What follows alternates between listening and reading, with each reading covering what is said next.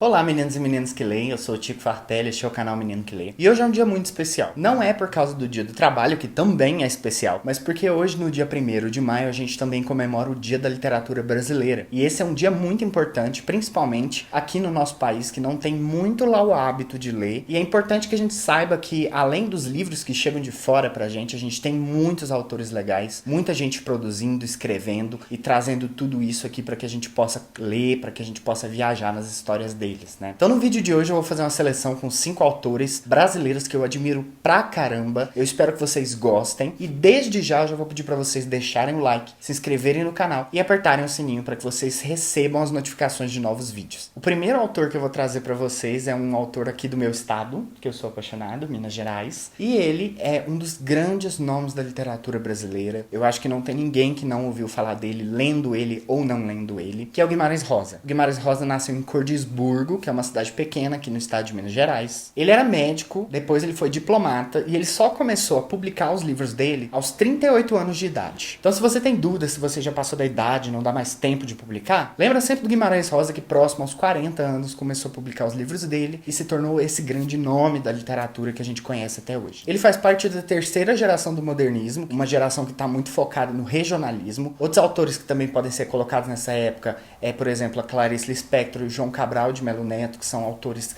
grandes também, como Guimarães Rosa. E a literatura dele é muito focada no popular. Ele tinha essa mania de, às vezes, sair com um gravador no meio da rua, gravando as conversas das pessoas para pegar palavras que ele pudesse utilizar nas obras dele, né? Ele traz muito essa questão do regionalismo, então os personagens dele conversam com as gírias de determinado lugar. E ele traz também a vida no sertão, que também é retratada em obras de outros autores, como o Graciliano Ramos e seu Vidas Secas, por exemplo. Uma coisa que é muito legal no Guimarães Rosa também é a experimentação que ele coloca. Ele cria palavras novas, tanto que ele ficou conhecido por isso, por utilizar de neologismos, né, nos livros dele. E dos livros dele que eu li Primeiras Histórias, que eu acho fantástico. E tem um conto lá dentro que eu cheguei a estudar ele na faculdade, que é A Terceira Margem do Rio, que é lindíssimo. Se você não leu, leia. E o outro é Sagarana, que eu também estudei para entrar na faculdade. Foi obrigado? Foi obrigado. Se eu não tivesse estudado isso para entrar na faculdade, talvez eu nunca pegaria um livro do Guimarães Rosa. Então é muito legal que as escolas, as universidades peçam a leitura desses livros, porque são grandes obras-primas da literatura e não são tão procurados, porque a gente realmente procura coisas que são mais comerciais. Outro autor que eu gosto muito mesmo, que mora no meu coração, é o Carlos Drummond de Andrade, ou Drummond, para os mais íntimos, e ele faz parte da segunda fase do modernismo, que é uma fase de consolidação desse movimento, e ele trouxe a poesia para outro patamar. Ele pregava liberdade, ele queria que as pessoas não tivessem encerradas em ter que criar poesias que rimavam, poesias que estavam dentro de determinadas organizações espaciais, e ele vivia na Guerra Fria e trouxe tudo isso para dentro do eu lírico dele, dentro da poesia dele, que é um eu lírico que não tem esperança, que a relação dele com o mundo é uma relação de impotência, em que ele não pode mudar tudo aquilo que está acontecendo. Nas poesias dele, ele mexe muito com a questão do verso livre, ele não tem rimas, métricas, ele escreve como ele sente que ele deve escrever. E ele traz um pouquinho de ironia, né, de sarcasmo para dentro das obras dele. E é muito bonito. Quando você lê um poema do Drummond, se você não se emocionar, eu tenho certeza que é porque você não tem coração, meu querido. Eu vou citar 2 livros dele que eu li, que foi A Rosa do Povo e O Sentimento do Mundo. Principalmente O Sentimento do Mundo, que eu leio e releio ele praticamente todo ano, porque eu acho que ele tem muitos poemas que são imortais e que quando você fala em Carlos Drummond de Andrade, você lembra desses poemas. É outro autor que eu gosto muito, é um autor que eu recomendo, é um autor que eu estudo na minha faculdade e é um autor que eu queria que todo mundo conhecesse, porque ele é simplesmente maravilhoso. A terceira escritora que eu vou trazer nessa lista aqui,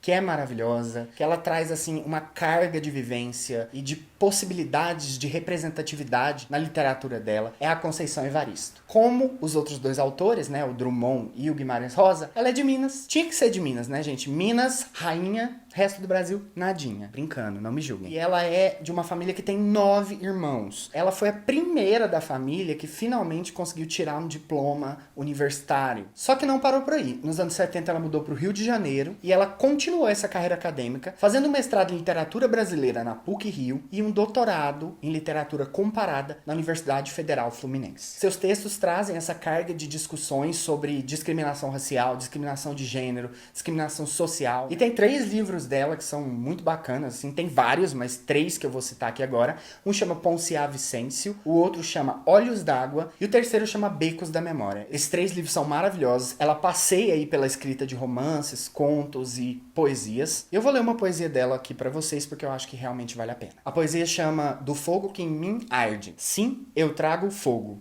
O outro, não aquele que te apraz. Ele queima, sim, é chama voraz que derrete o bivo do teu pincel, incendiando até as cinzas o desenho que fazes de mim. Sim, eu trago fogo.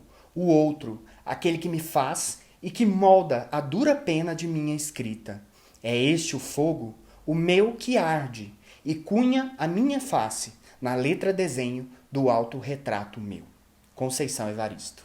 O quarto autor que eu vou falar para vocês aqui é um que eu gosto bastante também, que é o Julian Fuchs. O Julian Fuchs, ele é de São Paulo. Como eu, ele é formado em jornalismo, mas ele é mestre em letras e doutorado em teoria literária e literatura comparada, tudo pela USP. Em 2004, ele publicou um livro que chamava Fragmentos de Alberto, Ulisses, Carolina e Eu. Pela editora Sete Letras, ele foi ganhador do prêmio Sol Nascente, que é outorgado pela USP, né? Então já começa por aí. Em 2007, ele lançou pela Record um livro que chamava Histórias de Literatura e Cegueira. E esse livro, assim, já foi finalista do Prêmio Jabuti e do Prêmio Portugal Telecom, que são dois dos maiores prêmios literários em língua portuguesa. A Procura do Romance, seu terceiro livro, ele foi publicado em 2012, e aí ele já foi finalista do Jabuti, finalista do Portugal Telecom e colocou mais um na continha aí, que foi o Prêmio São Paulo de Literatura. Dá pra ver que ele já começou desde cedo, né, arrasando quarteirões. Mas foi com A Resistência, que é um livro que ele publicou em 2015, que ele conquistou a crítica, o público. Ele ganhou o Prêmio Jabuti, ganhou o Prêmio José Saramago e foi finalista do Prêmio Oceanos. E acho que em 2019, agora, ano passado, ele ainda ganhou um outro Jabuti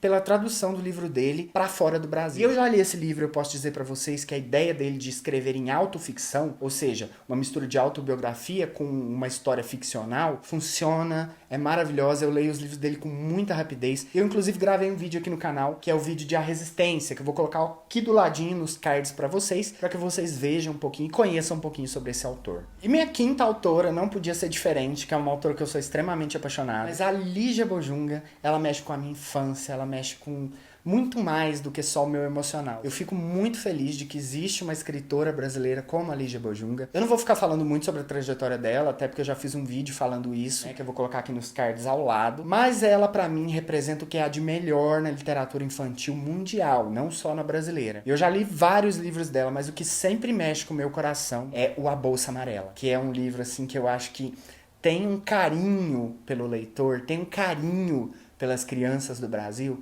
e que toda criança do Brasil devia conhecer ela e devia ler esse livro, sabe? Porque não sabe o que tá perdendo. Então é isso, pessoal. Foi um vídeo longo hoje, mas é porque esses 5 autores mereciam pra caramba. E eu não podia fazer algo que não fosse digno deles aqui no canal. Então eu espero que vocês também comemorem esse dia aí na casa de vocês. E tira um minutinho aí agora. Deixa o seu like se você ainda não deixou, é a última chance que você tem. Se inscreve no canal, ativa o sininho para receber notificação de novos vídeos. Fiquem de olho nas minhas redes sociais, principalmente no Instagram, para você não perder nada que esse canal pode te oferecer. Então é isso, uma boa semana para vocês e a gente se vê no próximo vídeo.